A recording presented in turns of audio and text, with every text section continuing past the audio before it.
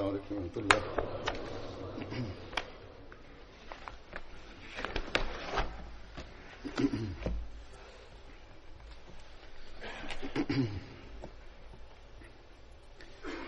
أشهد أن لا إله إلا الله وحده لا شريك له وأشهد أن محمدا عبده ورسوله أما بعد فأعوذ بالله من الشيطان الرجيم بسم الله الرحمن الرحيم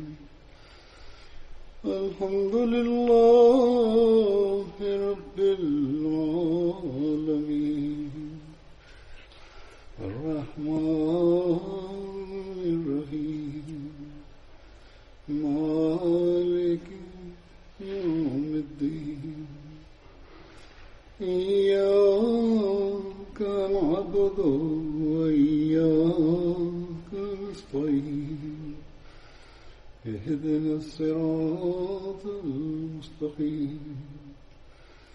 صراط الذين أنعمت عليهم غير المغضوب عليهم ولا الضالين.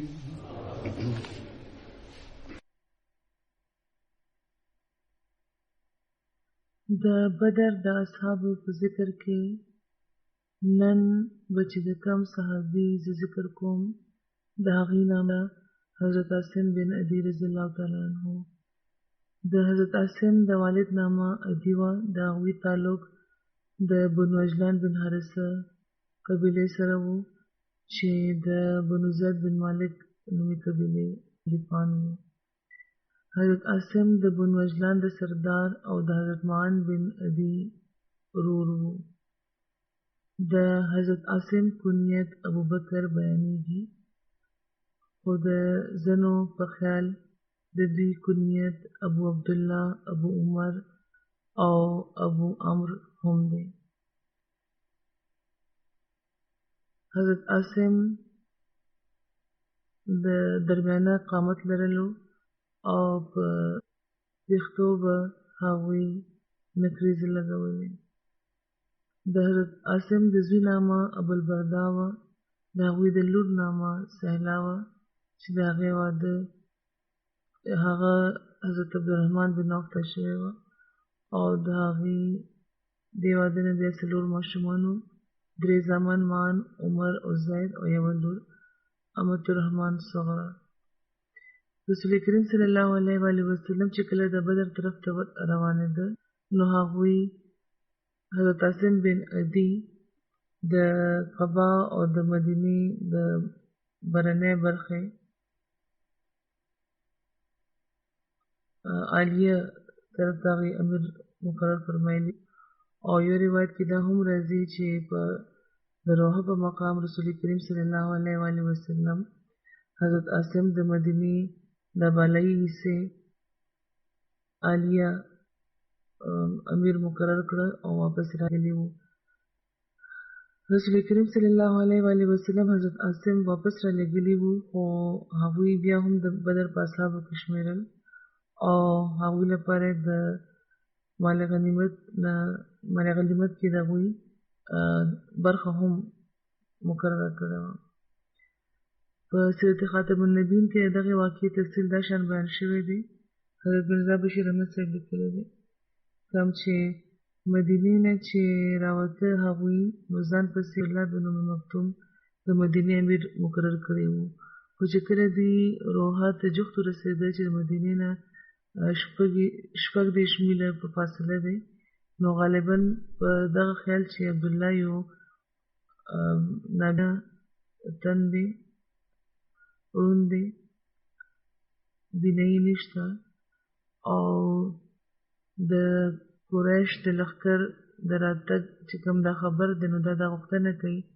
چې د رسول کریم صلی الله علیه وسلم پسې د مدینې انتظام مضبوط وي. نو هغوی ابو لبابه بن منذر د مدینې امیر مقرر کړ، واپس راولېږل او عبدالله بن ابي مکتوم باره کې دا حکم ورکړو چې هغوی به امام الصلات وي صرف، خو انتظامي کار به ابو لبابه ترسره کوي. د مدینې چې کومه بالایي آبادي وه یعنې قبا لپاره هغوی بیل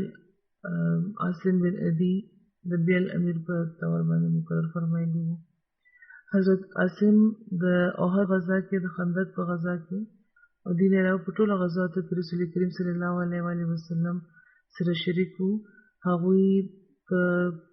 1540 هجري کال کې د حضرت معاویه په دوره حکومت کې په مدینه کې وفات شوي وو. هغه د دې عمر 115 کاله او د ځینو خیال دی چې دوی د 110 کال عمر کې وفات شوي وو. کله چې د حضرت عاصم د وفات وخت جوخت راغلو نو د دوی کوروالاو جړا شروع کړه. نو په دې دوی ویلي چې ما لپاره مه ژاړئ ځکه چې ما خو خپل عمر تېر کړو، ډېر اوږد عمر مې تېر کړو. رسول کریم صلی الله علیه وسلم چې کله صحاباو ته د تبوک د غزا د تیاری حکم ورکړی و نو هغوی چې کوم مالدار خلک وو هغوی ته د خدای پاک په لاره کې د مال او د سورلو د مهیا کولو ته یې کوم فرمایلی وو. نو په دې مختلفو خلکو د خپل حیثیت مطابق قربانۍ کړې وې. په دغه موقع د ابوبکر د خپل د کور ټول مال وروړی وو چې 4,000 درهم وو او رسول کریم صلی الله علیه وسلم د حضرت ابوبکر نه تپوس کړو چې د کور لپاره مې څه پرېښي دي، کوروالاو لپاره. هغوی ورته عرض وکړو چې هغوی لپاره مې خدای او د هغې رزق دی. او حضرت عمر د خپل د کور نیم مال راوړی وو او رسول کریم صلی الله علیه وسلم د حضرت عمر نه هم دا تپوس کړی وو چې آیا کوروالاو لپاره دې څه پرېښي دي. نو هغوی ورته عرض کړی چې نیم مال مې هغې لپاره پرېښی دی. نو په دغه موقع حضرت عبدالرحمن بن عوف 100 اوقیه ورکړي وو، 1 اوقیه د 40 درهمو وي. نو رسول کریم صلی الله علیه وسلم دا فرمایلی وو چې عثمان بن عفان او عبدالرحمن بن عوف په ځمکه د خدای پاک خزانو کې خزانې دي چې د خدای پاک رضا لپاره خرج کوي. په دغه موقع ښځو هم خپل کالي وړاندې کړي وو او په دغه موقع حضرت عاصم بن عدي چې چا ذکر روان دی هغوی بیا وسق کجورې پیش کړی وې. حضور فرمایي چې په یو وسق کې 80 ساوي او 1 سا تقریبا د 2.5 سیر. نو دغه شان 2.5 کیلو په دغه حساب د کجورو ټول وزن په دغه لحاظ 222 منه جوړېده. 1 من تقریبا د پاکستان د چې کوم یونټ دي دغې مطابق 40 سیره جوړېږي د 9 یا 18 کیلو. بهرحال حضرت عاصم په دغه موقع چې کوم د هغوی کجورې وې هغې وړاندې کړې وو، ډېر لوی مقدار کې وړاندې کړې وې. حضرت عاصم بن عدي په هغو صحاباو کې شامل وو چې رسول کریم صلی الله علیه وسلم د مسجد ضرار د غورځولو حکم ورکړی وو. د دغې واقعې تفصیل دا شان بیان شوی دی. د حضرت ابن عباس روایت دی چې بنو عمرو بن عوف مسجد قبا جوړ کړی وو او رسول کریم صلی الله علیه وسلم ته پیغام لېږلی و چې تاسو راشئ او په دې کې لمونځ وکړئ. چې کله د بنو غنم بن عوف یو څوک دا جومات ولیدو نو هغوی وویل چې موږ به هم یو جومات جوړو لکه څنګه چې بنو عمرو جوړ کړی دی. نو ابو عمرو فاسق و، ډېر مخالف و، فتنهګر و. هغه دا وی چې تاسو یو جومات جوړ کړئ او تر خپله وسه پای وسله هم جمع کړئ. نیت یې دا و چې دا به د فتنې مرکز جوړېږي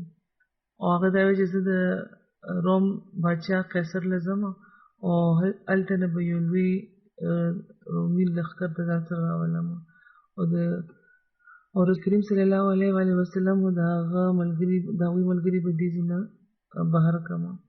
کله چې جومات مکمل شو نو هغه هغوی د رسول کریم صلی الله علیه وسلم په خدمت کې حاضر شو. هغه خلک ورته وویل چې موږ دا جومات د بیمارانو او د معذورانو د اسانۍ لپاره جوړ کړی دی چې هغوی زیات لرې نشي تللی لمونځ کولو له. او ورسره تاسو هغوی ته دا خواست هم وکړو چې تاسو په دغه جومات کې لمونځ جمع ورکولو له تشریف راوړئ. نو رسول کریم صلی الله علیه وسلم وفرمایل چې زه دا وخت د سفر په تیاری کې مصروف یم، په سفر روان یم، او انشاءالله چې کله موږ واپس راشو نو بیا به پکې جمع ورکړم. دا د غزوه تبوک سفر و. د غزوه تبوک نه په واپسۍ نبي کریم صلی الله علیه وسلم د مدینې نه په څه فاصله یو ځای د زیون د هغې او د مدینې ترمنځ د یوې ګنټې فاصله ده، هلته هغوی ایسار شوي وو. نو هلته هغوی ته د مسجد ضرار باره کې دا وحي نازله شوې چې په سوره توبه کې په قرآن کې ذکر هم شوی دی. والذین اتخذوا مسجدا ضرارا وكفرا وتفرقا بين المؤمنين وإرصادا لمن حارب الله ورسوله من قبل وليحلفن إن أردنا إلا الحسنى والله يشهد إنهم لكاذبون. یعنی چې هغه خلک چې د تکلیف رسولو، د کفر خورولو، د مؤمنانو ترمنځ فساد جوړولو لپاره او داسې تن له یو پناه ورکولو لپاره د پناه ځای مهیا کولو لپاره چې خدای او د هغه رسول سره د مخه نه په جنګ دی یو جومات جوړ کړی دی، هغوی به ضرور دا قسمونه خوري چې موږ د ښېګړې نه بغیر بل څه نه غواړو. خدای پاک دا ګواهي ورکوي چې دوی یقینا دروغجن دي. رسول کریم صلی الله علیه وسلم په دغه موقع دې نه پس مالک بن هاشم او مان بن عدي راوختل او هغوی له حکم ورکړو چې دا مسجد ضرار دی وغورځولی شي. ځینو روایتونو کې دا هم دي چې حضرت حسن بن عدي او عمرو بن سکن او وحشي چې حضرت حمزه شهید کړي وو او سوید بن عباس هم رسول کریم صلی الله علیه وسلم دغه مقصد لپاره لېږلي وو. په شورای زرقاني کې دا هم لیکلي چې ممکنه ده چې رسول کریم صلی الله علیه وسلم مخکې 2 کسان لېږلي وو او بیا نور 4 کسان د هغې د مرستې لپاره لېږلي وي. رسول کریم صلی الله علیه وسلم هغه هم د مسجد ضرار طرف ته تلو، ارشاد وفرمایلو چې هغه دی راووځي او اور دې ورته کړي. خلک وی چې دی چې کله ډېر په تیزۍ بنو سالم قبیلې ته ورسېدو، د مالک بن هاشم قبیله ده، نو حضرت مالک بن هاشم حضرت مان ته وویل چې ما له څه وخت راکړه تر هغې پورې چې زه د کور نه اور راوړم. نو بیا هغوی د کور نه د کجورو اوښ ښاخونه روړو اور یې ورته کړی وو او بیا هغوی د ماښام د ماسخوتن ترمنځ مسجد ضرار ته پورې ورسېدو، هلته لاړ، هغې ته یې اور ولګولو او هغه یې راوغورځولو. حضور فرمایي چې دا څه برخه ما مخکې د حضرت مالک بن هاشم په بیان کې بیان کړې وه. خو بهرحال دا وخت د دوی د دغه جومات چې کوم جوړ کړی و هغوی هلته موجود وو، خو د اور چې دوی ورته ولګولو نو بیا هغوی خوا دخوا وتښتېدل. چې کله نبي کریم صلی الله علیه وسلم مدینې ته تشریف راوړل نو هغوی هغه د جومات دا ځای چې کوم دی دا عاصم بن عدي له ورکول غوښتو چې هغوی دلته خپل کور جوړ کړي. دا کوم صحابي چې ذکر دی، خو عاصم بن عدي ورته وویل چې زه به دا ځای نه اخلم، معذرت یې وکړو ځکه چې دې باره کې چې خدای پاک چې څه نازل کول هغه نازل کړي دي، دا خو یو داسې ځای کې جوړ شوی چې خدای پاک دلته چې کوم عمارت هغه نه یې خوښ کړی، نو ځکه زه دا نه غواړم. نو بیا هغوی معذرت وکړو چې زه به دا ځای نه اخلم ځکه چې دې باره کې چې خدای پاک څه نازل کول هغه یې کړي دي، دا په یو داسې ځای کې جوړ شوی دی چې خدای پاک دلته دا عمارت نه خوښ کړی، نو ځکه زه دا نه غواړم. نو بیا رسول کریم صلی الله علیه وسلم هغه ځای ثابت بن اکرم له ورکړو، هغوی سره خپل کور نه و. خو عاصم بن عدي دا وایي چې ما سره کور هم شته او مال زمان په وزم کېږي لګېږي نو ځکه بخښنه غواړم. بهتره دا چې دا ثابت بن اکرم له ده ورکړی شي او وجه دا وه چې هغې سره کور نشته او دلته به هغې خپل کور جوړ کړي. نو رسول کریم صلی الله علیه وسلم هغه بیا ثابت بن اکرم له ورکړو. د ابن اسحاق مطابق د مسجد ضرار چې کومو منافقینو جوړ کړو د هغوی نامې دا دي: خزان بن خالد، معتب بن کشر، عباد بن حنیف، جاریه بن عامر، د دوی دواړو زامن مجمع بن جاریه او زید بن جاریه، نفیل بن حارث، یغزل بن نعمان، نو دی بهرحال خلک وو چې د ابو عامر رهب چې چا نامه رسول کریم صلی الله علیه وسلم څخه کېښه وه، دوی ټول هغه سره ملاو شوي وو. حضرت مسیح موعود علیه السلام هم یو ځل د دلي په سفر چې کله تللي وو نو د دلي جامع مسجد چې هغوی وکتو نو فرمایلي چې دا ډېر ښایسته جومات دی، خو د جوماتونو اصل زینت عمارتونو سره نه بلکې هغو خلکو سره یې چې دلته لمونځ کوي او په اخلاص لمونځ کوي. فرمایي دا ټول جوماتونه ویران پراته دي. په هغه زمانه کې ډېر جوماتونه ویران وو. رسول کریم صلی الله علیه وسلم چې کوم جومات و هغوی فرمایل چې دا کجورو د ښاخونو نه دغه چت جوړ شوی و په شروع کې، او چې باران به کېدو نو دې نه به اوبه هم څڅېدی. خو د جومات رونق د هغو خلکو سره چې دلته لمونځ کوي. د رسول کریم صلی الله علیه وسلم په وخت کې هم دنیادارو یو جومات جوړ کړی و او هغه د خدای پاک په حکم بیا غورځولی شوی و. د هغه نامه مسجد ضرار ویلي، ضرر ورکوونکی. هغه جومات راغورځولی شوی و او د جوماتونو لپاره حکم دی چې دا د تقوا لپاره جوړ کړی شي. نو دا د جوماتونو د جومات اصل حقیقت. نن سبا د مسلمانانو یوه طبقه د جوماتونو د عبادت طرف ته هم رجحان لري او عجیبه خبره دا ده چې دا رجحان هم د مسیح موعود علیه السلام د بعثت نه پس شروع شوی دی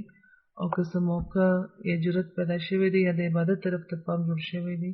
یا د ظاهري عبادت طرف ته چې کومه د دوی توجه جوړه شوې ده، نو دا هم د رسول اسلام د دعوې نښه ده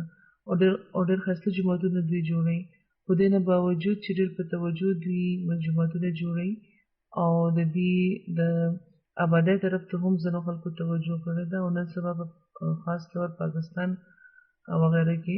تقوا نه خالي دي دا جوماتونه. او خدای پاک چې کوم نه مسجد ضرار حکم فرمایلی وو د هغې د غورځولو،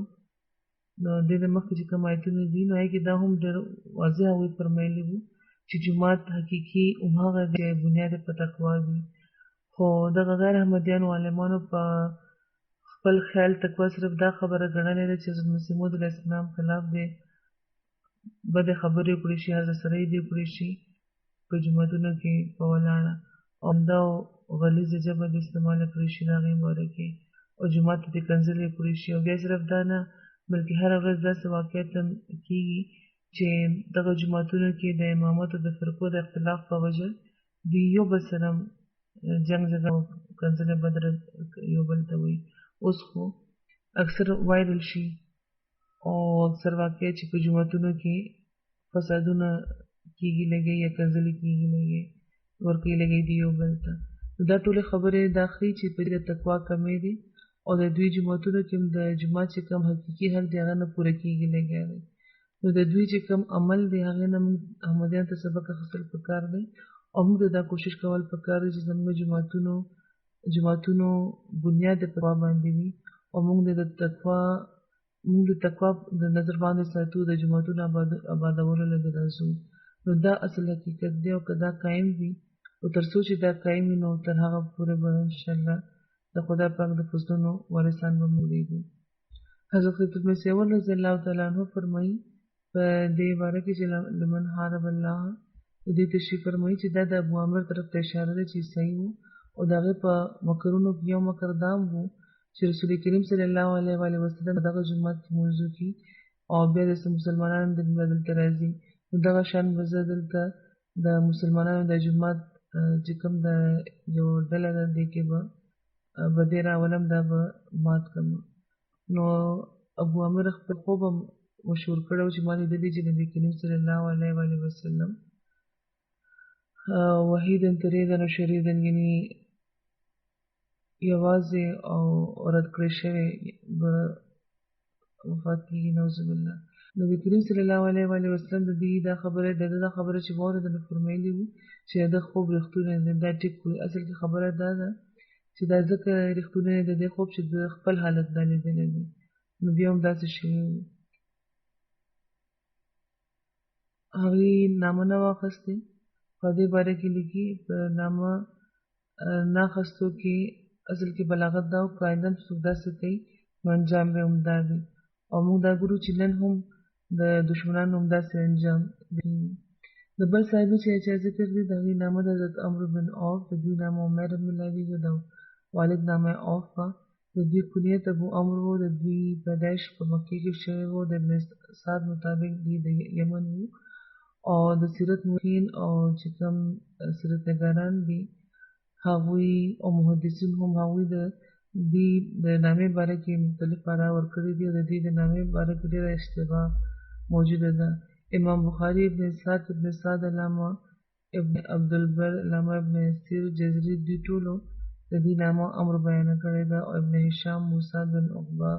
ابو معشر، محمد عمر واقدي وغیره د دې نامه عمر بیانه کړې ده. علامه بدرالدین عیني، علامه ابن حجر اسقلاني دا دواړه هم د صحیح بخاري شارحین دي او دغې شرح لیکلې ده. نو د هغې مطابق عمرو بن عوف او عمیر بن عوف د دواړه د یو تن نامې دي. د امام بخاري مطابق حضرت عمرو بن عوف انصاري د قریش د قبیلې بنو عامر بن لوی حلیف وو. او د ابن هشام او د ابن سعد مطابق دی د قریش د خاندان بنو عامر بن لوی سره تعلق لرلو. او علامه بدرالدین عیني چې د بخاري شارح دي هغوی دا وایي دغې تطبیق هغې داسې کړی دی چې په حقیقت کې حضرت عمرو بن عوف د انصارو د قبیلې اوس یا د خزرج وو. هغوی مکې ته تللي وو، هلته اوسېده او د ځینو خلکو هلته هلک شوي وو او په دغه اعتبار هغوی انصاري هم وو او مهاجر هم. حضرت عمرو بن عوف د پخوا راڅخه د اسلام قبلونکو کې شامل وو. او حضرت عمرو بن عوف د مکې د مدینې طرف ته په هجرت په وخت په قبا کې د حضرت کلثوم بن الهدام کریسار وو. او حضرت عمرو بن عوف د بدر او د احد او د خندق په غزواتو کې دین علاوه په نورو ټولو غزواتو کې هم رسول الله صلی الله علیه و وسلم سره شرکت کړی وو. او د دوی وفات د حضرت عمر د خلافت په دور کې شوی وو. د دوی جنازه حضرت عمر کړی وه. بل چې د کوم صحابي ذکر دی د هغې نامه د حضرت مان بن عدي دی د انصارو د قبیلې بنو بن عوف حلیف وو. دوی د حضرت عاصم بن عدي ورور وو. مخکې د دې ذکر وشو په دغه حواله.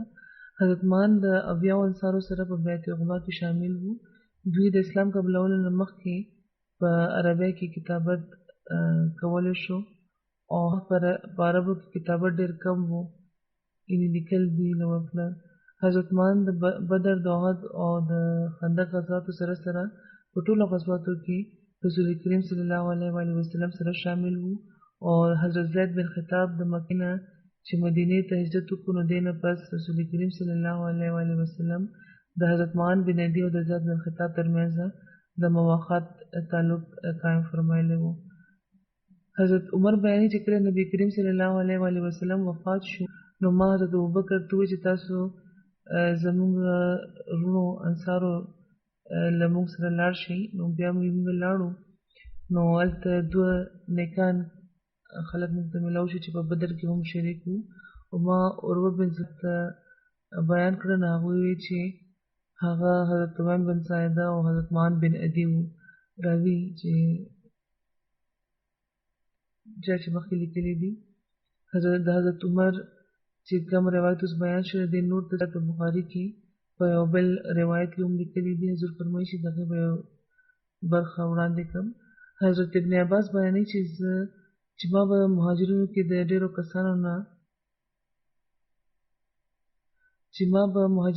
کسانو ته قرآن ښودلو او په دوی کې یو عبدالرحمن بن عوف هم و. یو ځل ما د هغوی کور کې چې منا سره وو او هغوی عمر بن خطاب له تللي وو. دا واقعه د هغه آخري حج ده چې حضرت عمر کړی وو. وایي حضرت الرحمن چې کله ما واپس راغله عبدالرحمن بن عوف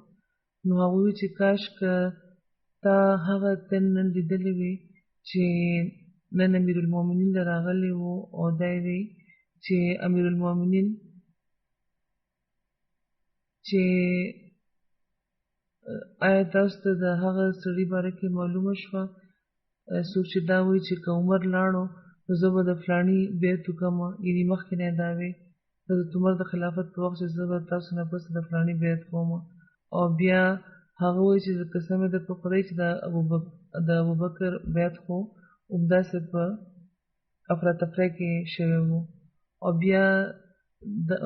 په دومره بس ونه کړو بلکې د دې خبرې اظهار یې وکړو چې د حضرت ابوبکر رضي الله تعالی عنه بیعت نعوذ بالله په افراتفری کې په غلطۍ کې شوی و او داسې هغې ته د خلافت مقام ملاو شوی و دا خبره چې حضرت عمر واورېده نو خفه شو هغوی دا وایي چې که خدای پاک غوښته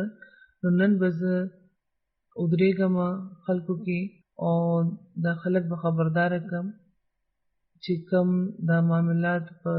زوره په خپل لاس کې اخیستل غواړي عبدالرحمن وایي چې ما ورته وایي چې امیرالمؤمنین داسې ونه کړي ځکه چې په حج کې عامیان خلک او باشه هم راغلي وي راجمع شوي وي او کله چې تاسو په خلکو کې ودرېږئ نو دا خلک به په زوره تاسو ته جوخت شي یو ځای به شي او زه ویرېږم چې چېرته تاسو چې ودرېږئ نو داسې خبرې ونه کوئ چې هر هغه چې خبرې اخوا دېخوا د افواج په تور کوي نو هغه ستاسو باره کې خبرې څه بېل رنګ کې مشهورې نه کړي او د خپل طرف نه خبرې شاملې کړي مشهورې به کړي او خلک به په هغې پوه نه او نه به په مناسب مال د هغې اطلاق کولی شي یعنې پوه به هم نه شي او په موقع به هغه د هغې اطلاق هم ونه کړی شي د هغې وضاحت به هم ونه کړی شي او بیا هغوی مشوره ورکړه حضرت الله چې تاسو د هغه وخت تر هغه وخته پورې انتظار وکړئ چې مدینې ته ورسئ د حج ورځې وې وایي چې مدینې ته چې ورسئ نو چونکې هغه د هجرت او د سنت مقام دی هلته به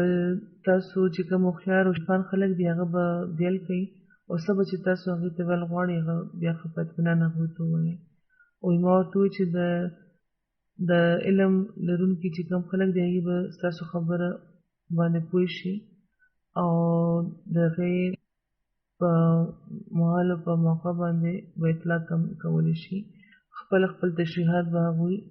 نشر وکړي نو حضرت عمر بیا وایي چې ښځه ټیک ده قسمه ده په خدای چې انشاءالله په مدینه کې به چې زه وړومبی کوم خطبه ورکوم نو هغې کې به دا خبره بیانوم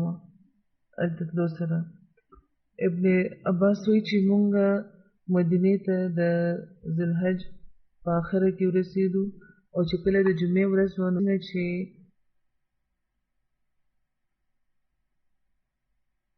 د جمعې د لمونځ وخت راغلو نو مونږ چې هلته ورسېدو نو ما سعید بن زید ولیده چې منبر سره جوخت ناست دي وایي زه سره جوخت کېناستم او زما ګوډه د هغې ګوډۍ سره لګېده د دې پوره تفصیل بیانوي نو چې لږ وخت شوی و چې حضرت عمر بن خطاب هم راووتو ما چې هغې ولیده چې مخامخ را روان دي نو ما بن زید ته ووایي چې نن به دوی داسې خبره کوي چې کله نه چې هغوی خلیفه شوي دي نه یې ده کړی او هغوی وایي چې هغوی ته زما دا خبره ډېره عجیبه معلومه شوه او وایي چې امید راته نه چې دوی به داسې هغوی دا ووایي چې دا مې امید نه شي به داسې خبره وکړي چې مخکې نه وه کړې نو حضرت عمر په منبر کېناسته او چې کله بانګ ورکوونکي خاموشه شو نو هغوی ودرېده او د خدای پاک یې هغه تعریف وکړو چې د کوم هغه مستحق دی او بیا وایي چې دې نه پس ته تاسو ته داسې خبره کوم چې کومه ما لپاره مقرره ده چې زه به هغه کوم او زه دا دې نه یم خبر شاید چې دا خبره زما د مرګ سره د جوخته وي ځکه چې اوس دا خبره په دې خبره څوک چې په دغه خبره اوس پوه شو او ښه یاد وساتله نو چېرته چې د هغه هغه رسولی شي هغه دا بیان کړي یعنې تر څو کومه پورې چې رسولی شي نو دا خبرې پکار دي چې نورو ته دې په صحیح رنګ کې ورسولی شي او چاته چې دا خدشه ده چې هغه په دې خبره نه دی پوه شوی نو زه هېچا لپاره وی فرمایي چې دا جایز نه لرم چې هغه زما باره کې دروغ وي، غلط خبرونه رسوي. بیا وی فرمایل چې خدای پاک محمد رسول الله صلی الله علیه و وسلم سره د حق را لېږلي وو، په هغوی باندې شریعت احکام نازل کړي وو خدای پاک. او بیا د ځینو احکاماتو هغوی ذکر وکړو، یو اوږد تفصیل دی په حدیث کې. دا زه پرېږدم او بیا یې حضور فرمایي دا زه پرېږدم. بیا هغوی فرمایي چې واورئ رسول کریم صلی الله علیه و وسلم دا فرمایلي وو چې زما تعریف کې مبالغه مه کوئ، لکه څنګه چې د عیسی ابن مریم په تعریف کې مبالغه شوې ده، او ته دا وایي چې دا د خدای بنده دی. رسول کریم صلی الله علیه و وسلم دا فرمایلي وو چې زما باره کې دا وایي چې دا د خدای بنده او د هغه رسول دی. بیا حضرت عمر وفرمایل چې ما ته دا خبره را رسېدلې ده چې تاسو کې یو خبره کوونکي خبره کړې ده چې حضرت ابوبکر ته خاص خلافت ملاو شوی. او هغوی وفرمایل چې قسم یې د خدای چې که عمر مړ شو تا دا ویلي دي، دغه تن د ابوبکر باره کې دا ویلي دي، او بیا زما باره کې هم دا ویلي دي چې که عمر مړ شو نو زه به د فلاني بیعت وکړم. نو هغوی فرمایل چې یو تن دې په دوکه کې دا ونه وایي. او بیا هغوی مخکې خو د حضرت عمر طرف ته خبره بوتله او بیا د حضرت ابوبکر طرف ته. هغوی فرمایي چې یو تن په دوکه کې د نه وي، دا د نه وي چې د ابوبکر بیعت اسې په افراتفری کې په غلطۍ کې شوی وو او داسې هغوی خلیفه جوړ شوي وو. واورئ چې دا سمه ده دا خبره چې هغه بیعت هم داسې شوی وو. خدای پاک د هغه د افراتفری د بیعت د شر نه مونږه بچ ساتي وو. هغه په افراتفری کې مو خو ټیک وو او داسې موقع راغلی وه، خو د هغې د شر نه خدای پاک مونږه بچ کړو. تاسو کې هېڅوک هم د ابوبکر په شان نه دی چې چا له په اوښکو باندې سوالک راشي. یعنې داسې عالم با عمل او مخلصه او د تقوا معیار لرونکي بل هېڅوک هم نشته دی. بیا مخکې څه تفصیل دی د نورو خبرو. بیا وی فرمایي چا چې د مسلمانانو د مشورې نه بغیر د چا بیعت وکړو نو د هغې بیعت ونه کړی شي. یعنې چې کوم بیعت شوی و هغه ډېر په مشوره شوی و. او دا یاد لرئ چې چا د مسلمانانو د مشورې نه بغیر بیعت وکړو د یو تن نو د هغه بیعت دې ونه کړی شي او نه دې د هغه تن بیعت وکړو چې چا چې هغه بیعت کړی وي، ځکه چې هسې نه چې په دې هغه ځان ونه وژني. او اصل کې زموږ واقع داسې وه، بیا حضرت عمر بیانوي چې کله خدای پاک رسول کریم صلی الله علیه و وسلم له وفات ورکړو نو انصار زموږ مخالفان شو او ټول په سقیفه بنو ساده کې راغونډ شو. او علي او زبیر چې او څوک چې هغوی سره وو هغوی زموږ مخالفانو او مهاجران راغونډ شو او ابوبکر له راغلو. ما ابوبکر ته وویل چې راځه موږ د خپلو انصار وروڼو له ځو هغوی ته خپله کیسه ټوله بیانه کړو. او هغوی روان شو چې هغوی څه خبرې کوي. وایي چې موږ چې کله هغوی ته جوخت ورسېدو نو هغوی نه 2 نیکان کسان موږ ته میلاو شو. مخکې چې کوم روایت حضور فرمایي ما بیان کړی دی، د دې مطابق چې کوم 2 نیکان وو په هغې کې یو حضرت بن عدي وو. او بهرحال هغوی فرمایي چې چا په مشوره هغه خلک یعنې انصار چې کوم دي هغې په اتفاق تیار وو او هغوی چې موږ ته په لاره کې میلاو شو نو هغوی وویل چې تاسو چېرته تلل غواړئ، یا د مهاجرینو ډلې تاسو چېرته تلل غواړئ. موږ ورته وویل چې موږ خپلو انصارو وروڼو میلاوېدل غواړو. نو هغه 2 کسان چې ورته هلته میلاو شوي په لاره کې هغې کې حضرت مان بن عدیم وو. هغوی ورته وویل چې هلته بیخي لاړ نه شئ، تاسو لپاره مناسبه ده چې هلته لاړ نه شئ او څه چې مشوره تاسو کول غواړئ یا پخلی وکړئ. حضرت عمر وویل چې ما ورته وویل چې قسم یې ده په خدای چې موږ به ضرور هغوی نه ځو. او موږ دا وویل چې موږ دا وویل او روان شو او د بنو ساده شامیانې ته ورسېدو او هلته د انصارو د حضرت ابوبکر د حضرت عمر ترمنځ یو اوږد بحث شوی دی او چې کومې خبرې دي د هغوی هغه د خلافت د انتخاب باره کې وي. بیا د هغې مخکې یو اوږد تفصیل دی او تر څه حده پورې چې کوم تفصیل دی هغه حضرت مسلم موعود بیان کړی دی. حضور فرمایي چې به زه هم بیان کړم. په دغه سقیفه بنو ساعده والا دلته د انصارو په ځای کې ناست وو او دغه واقع ذکر کوي. فرمایي چې رسول کریم صلی الله علیه وسلم چې وفات شو نو د صحابه درې ډلې شوې وې. د یوې ډلې خیال دا و چې رسول کریم صلی الله علیه وسلم نه پس یو تن داسې ضرور پکار دی چې د اسلام نظام د قائم کړي، خو چونکې د نبی منشا د هغه د خاندان خلک په بهتر ډول هغې باندې پوه شي، نو ځکه د نبي کریم صلی الله علیه وسلم د خاندان نه یو تن مقررېدل پکار دی. بلې ډلې دا وی چې د هغوی په اولاد کې څوک پکار دی چې وي او د بل خاندان نه څوک نه دی پکار. او د دغه ډلې پسې دا خبره مو چې که بل خاندان نه چېرته یو تن خلیفه شو نو بیا به خلک خدا دا خبره مني او که نه، او دغه شاید په نظام کې به خلل راشي. د اهل نه مطلب اولاد یا چې کوم جفت زوم وغیره کې دي شي، خو بهرحال وایي داسې ونه شو بیا په نظام کې خلل راشي. حضرت مسلم موعود لیکي چې که هغوی دا وي چې که د دې په خاندان کې یو تن خلیفه شو نو چونکې خلکو ته د دغه خاندان د اطاعت عادت دی نو ځکه هغوی به ښه په خوشحالۍ دا اطاعت قبول کړي.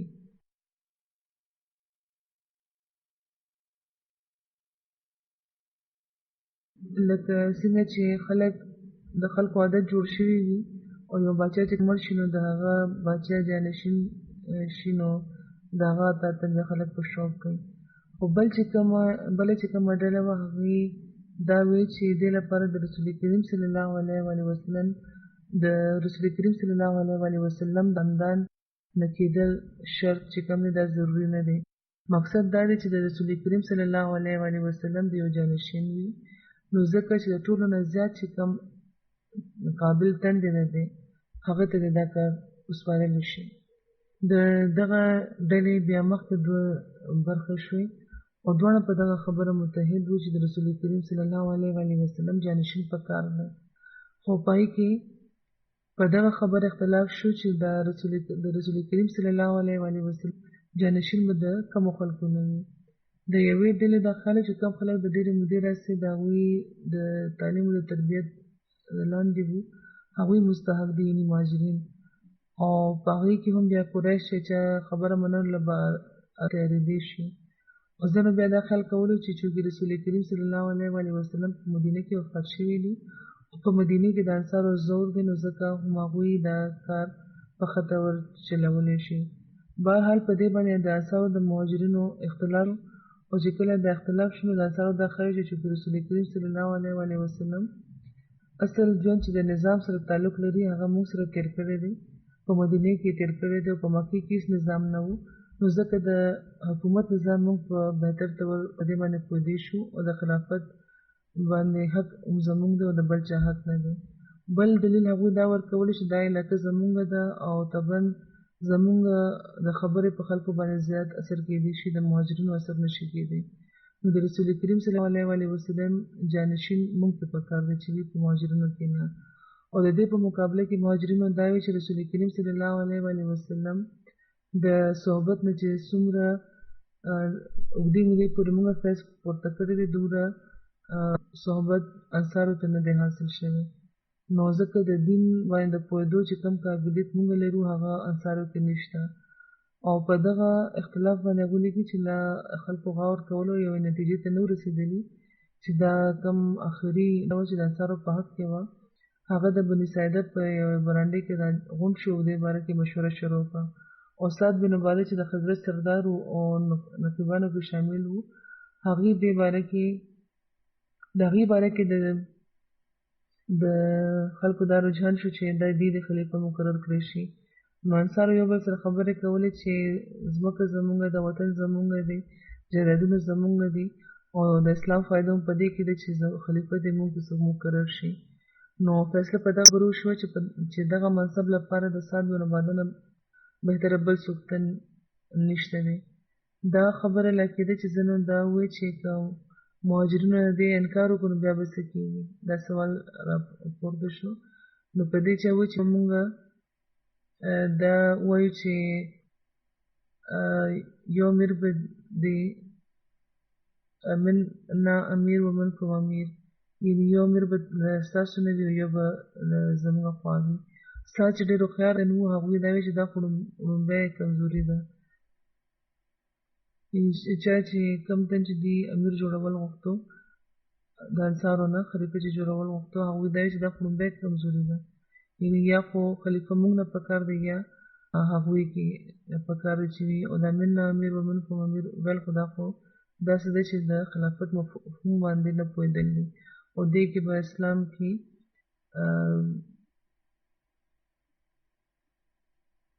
اسلام کې به یوه رخنه پیدا شي او دغه مشورې نه پس مهاجرین ته چې اطلاع شو نو هغوی ډېر سره دلته راغله لکه څنګه چې حضرت عمر بیان کړی دي او مخکې ذکر وشو چې حضرت ابوبکر او هغوی او څو نور کسان راغله هلته ځکه چې هغوی دا ګڼل چې کوم په مهاجرینو کې څوک خلیفه نه شو نو عرب به د هغې اطاعت ونه کړي صرف د مدینې خبره نه ده بلکې د ټول عرب خبره ده مدینې کې بېشکه د انصارو زور دی خو د ټول عرب خلک د مکې والو د عظمت د هغې د شرف قایلانو نو مهاجرینو دا ګڼل چې که دا وخت په انصارو کې یو خلیفه مقرر شو نو د عربو خلکو لپاره به بیا سخته ګرانه وي او ممکنه ده چې هغې کې به اکثر په دغه ابتلا بیا ناکام هم شي نو ځکه چې مهاجرین هلته راغلو نو په دې کې حضرت ابوبکر او حضرت عمر او حضرت ابو عبیده هم شامل وو حضرت عمر وایي چې ما دغه موقع لپاره بیانولو لپاره یو ډېر لوی مضمون سوچ کړی و زما اراده وه چې زه به تر اوسه داسې تقریر کوم چې انصار به زما د دلیلونو قایل شي او یو په دغه خبره مجبوره شي چې د انصارو په ځای مهاجرینو کې د یو خلیفه منتخب کړي او چې کله موږ هلته ورسېدو نو حضرت ابوبکر تقریر لپاره ودرېده او ما په زړه کې وویل چې دا به خدای خبر چې څه خبرو وکړي خو که سمې د په خدای څومره خبرې چې ما سوچ کړې وې هغه ټولې هغوی بیانېږي او حضرت ابوبکر هغه ټولې خبرې بیانېږي بلکې دې نه علاوه هم هغوی د ځان نه هم ډېر دلیلونه ورکړل وایي بیا زه په دې خبره پوه شوم چې د ابوبکر مقابله نه شم کولی نو مهاجرینو هغوی ته وویل چې دا وخت قریش نه امیر جوړېدل ضروري دي او د رسول کریم صلی الله علیه وسلم دا حدیث هم هغوی باندې کړو چې ائمة قریش چې قریش کې ستاسو قریش نه به ستاسو امامان وي او د هغوی سبقت په دین کې او بیا چې کومې قربانۍ د هغوی وي د هغوی ذکر هغوی وکړو چې کوم لپاره هغوی کولی نو په دې باندې حباب بن منذر خزرجي مخالفت وکړو او دا وایي چې موږ دا خبره نه شو منلی چې مهاجرینو کې خلیفه جوړېدل پکار دی او که تاسو دا خبره نه منئ او ډېر زیات اصرار کوئ نو بیا همدا ده چې یو امیر دی ستاسو نه جوړ شي او یو زموږ خلکو نه په دې د عمل وکړی شي یو خلیفه دی زموږ وي او یو د ستاسو نو حضرت عمر وفرمیل چې په سوچ او په پوهه خبره کوه تا ته معلومه نه ده چې رسول کریم صلی الله علیه وسلم فرمایي چې په یو وخت کې د دوه امیرانو کېدل دا جایزه خبره نه ده دې نه معلومیږي حضرت مسلمون لیکي چې دې نه معلومیږي چې حدیثونه خو داسې موجود وو چې پکې رسول کریم صلی الله علیه وسلم د خلافت د نظام تشریح کړی وه خو د هغوی ژوند کې د صحابهو ذهن هغه طرف ته نه وتلی او د دې وجه د خدای پاک حکمت و چې ذکر یې حضرت مسلمون د خپل دی سیاق کې کړی دی بهرحال هغوی دا وایي چې ستاسو دا مطالبه حضرت عمر فرمایي چې ستاسو دا مطالبه چې یو امیر دی د تاسو نه وي او یو د زموږ نه دا عقلا او شرعا په هېڅ طریقه دا جایز نه دی او بیا وایي د حضرت ابوبکر انتخاب څنګه وشو وایي ستاسو نه پس حضرت عبیده ودرېد هغوی د انصارو پام دې طرف ته وګرځولو چې تاسو وړومبی قام یې چې د مکې نه بهر هم ایمان راوړی دی او اوس د رسول کریم صلی الله علیه وسلم د وفات نه پس ته هغه وړومبی قام مه جوړېږي چا چې د دین منشا ده لکه څوک چې د دین منشا بد وي او چې د دې خبرې په خلکو بیا داسې اثر وشو چې بشیر بن سعد خزرجي ودرېده او هغوی دا خپل قام ته وایي چې دا خلک رښتیا وایي موږ چې د محمد رسول الله صلی الله علیه وسلم کوم خدمت کړی هغه د دنیوي اغراضو لپاره موږ نه کړی او نه دې لپاره و چې د هغې نه پس به حکومت موږ ته میلادېږي بلکې موږ دا خدای پاک لپاره کړی وو نو د حق خو سوال نشته دی چې دا زموږ حق دی چې امیر دې زموږ شي یا خلیفه دې زموږ شي بلکې سوال د اسلام د ضرورت دی او په دغه لحاظ مهاجرینو نه امیر مقررېدل پکار دی ځکه چې هغوی د رسول کریم صلی الله علیه وسلم په صحبت کې تر ډېره موده پاتې شوي دي نو په دې څه وخت پورې بعد خو آخر د یو نیمې ګنټې یا څه په وخت زیات وخت چې تېر شو نو د خلکو رایې دې طرف ته شوه چې خلیفه هم د مهاجرینو نه پکار دی نو بیا حضرت ابوبکر د حضرت عمر او د حضرت ابو عبیده نامې هغه منصب لپاره وړاندې کړي حضرت ابوبکر په خپله وړاندې کړي یا چې یا د حضرت عمر یا حضرت عبیده په دې دواړو کې د چا یو بیعت پکار دی چې وکړی شي او دواړو انکار وکړو او دا یې وایي چې چا چې رسول کریم صلی الله علیه وسلم چې څوک په خپلې د بیمارۍ په ورځو کې د لمونځ لپاره امام جوړ کړی وو او چې د ټولو مهاجرینو کې د ټولو نه بهتره دي موږ خو به د هغې بیعت کوو او بیا حضرت عمر د حضرت ابوبکر او حضرت ابوبکر د حضرت عمر او د حضرت ابو عبیده نامه چې د خلافت لپاره وړاندې کړه نو په دې باندې حضرت عمر بیا په خپله بیانوي چې هغوی ډېر اعلی تقریر کړی و خو د دغه خبرې نه علاوه ټولې خبرې زما ډېره خوښه شوې دې خبرې نه علاوه ما یوه خبره هم نه وه ناخوښه کړې یعنې هغې چې کومه د حضرت عمر نامه وړاندې کړې وه بیا د ابو عبیده نامه چې وړاندې کړې وه وایي قسم مې در په خدای چې دا حال مې دا و چې کله ما نامه حضرت ابوبکر وړاندې کړه نو که زما مری پرې کړې شوې وې چې دا مرګ دی د یو ګناه ته جوړېدو ته ما پرېنږدي نو دا خبره به زما زیاته خوښه د دې خبرې نه چې زه د یو داسې قام امیر شم چې پکې ابوبکر موجود وي یعنې د هغوی مقام داسې دی نو داسې نه کېدی شي چې هغه وخت د ابوبکر په موجودۍ کې زه امیر کړی شم نو دا خبره صرف ما ناخوښه کړې وه باقي ټول تقریر د ابو الله و بهرحال حضرت مسلم موعود فرمایي چې ټول مهاجرینو بیعت وکړو نو حضرت عمر چې کله دا و چې مهاجرینو کې چې د ټولو نه چې څوک ښه دی موږ به د هغه بیعت کوو نو مطلب دا چې کله چې دوی حضرت عمر دا وایي چې مهاجرینو کې چې څوک د ټولو نه ښه دی د هغه بیعت به موږ کوو نو مطلب یې دا و چې د هغه منصب لپاره د حضرت ابوبکر نه زیات بهتر یو تن هم نشته دی نو هغې نه پسې د حضرت ابوبکر بیعت شروع شو او ټولو نه مخکې حضرت عمر وکړو بیا حضرت ابو عبیده وکړو بیا بشر بن سعد خزرجي بیعت وکړو بیا اوس او بیا د خزرج د نورو خلکو کې بیا هم دونه جوش پیدا شو چې هغه وخت سات چې بیمار و لا پاسېدین نه شو د هغوی کام سم لکه هغوی د خپو لاندې کېده بیعت لپاره او لږ ساعت کې د سعد او د علي نه علاوه ټولو بیعت وکړو د سعد خپل زوی هم بیعت وکړو او حضرت علي بیا څو ورځو پس ته بیعت وکړو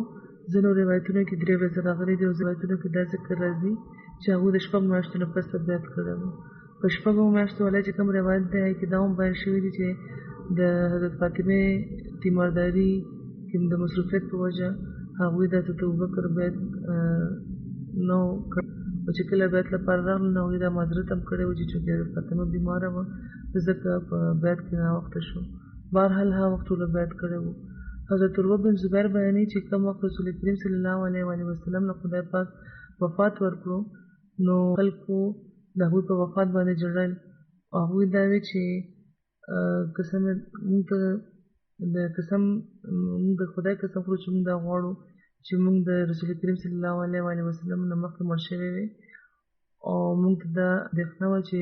د هغې نه پس موږ په فتنې کې پرېونځو نو د حضرت ما چې چا ذکر کېږي هغوی دا وی چې ما دا نه غوښته خلکو خو دا وی چې موږ پکار چې مخکې مړ شوي وي خو حضرت ما وی چې ما دا نه غوښته چې زه د رسول کریم صلی الله علیه وسلم مخکې مړ شم ولې ځکه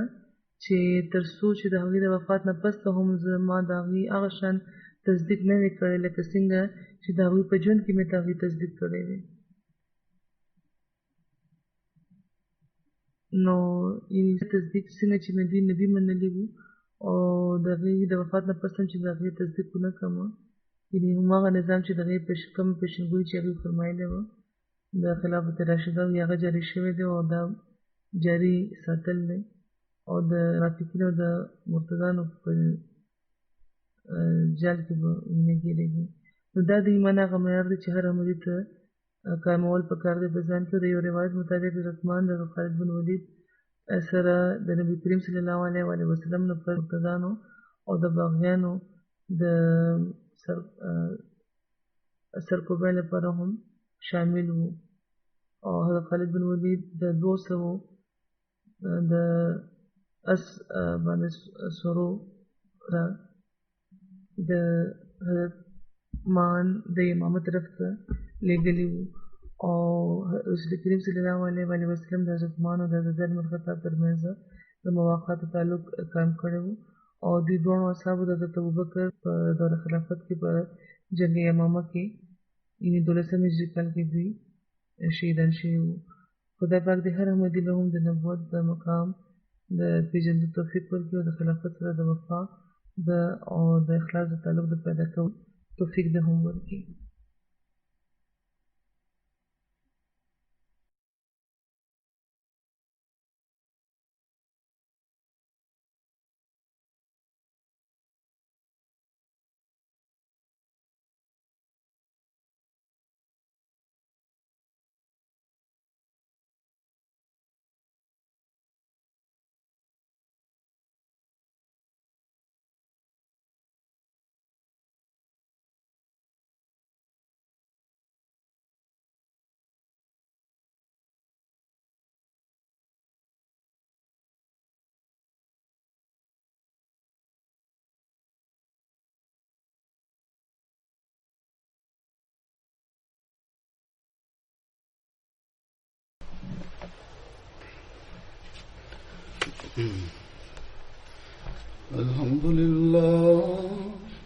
الحمد لله نحمده ونستعينه ونستغفره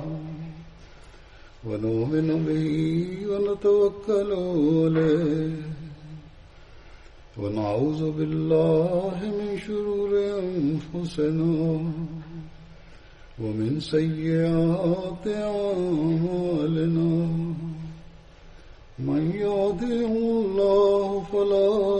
مضل له ومن يضلل فلا هادي له ونشهد أن لا إله إلا الله ونشهد أن محمدا عبده ورسوله. عباد الله رحمكم الله إن الله يأمر بالعدل والإحسان وإيتاء ذي القربى وينهى عن الفحشاء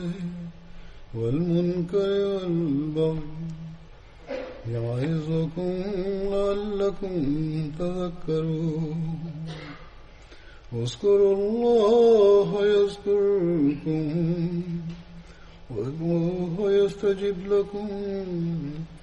ولذكر الله أكبر.